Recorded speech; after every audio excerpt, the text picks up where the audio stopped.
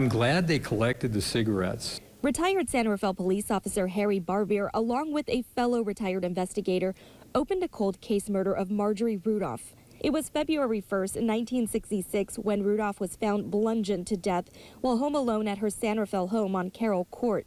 Barbier joined the department as a cadet just 2 years after the killing.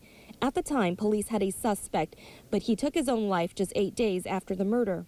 Decades later, Barbier and his partner sent cigarette evidence from the scene to Othram, a forensic laboratory in Texas. They compared it with the relative's DNA, and it showed a connection that the DNA on the cigarettes was related to that relative, which put the original suspect in that house at the time of the homicide.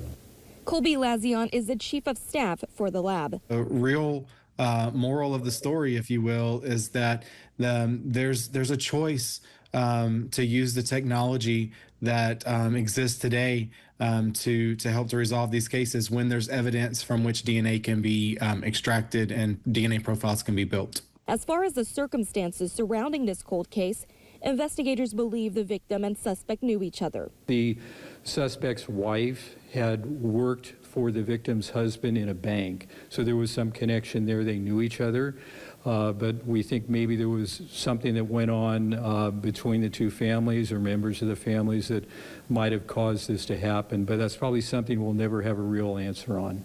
Barbier says he has spoken with the victim's daughter, who was relieved to finally have answers after all these years. He has spent the last 3 years volunteering on cold cases and is now moving on to the next. This case is 60 years old.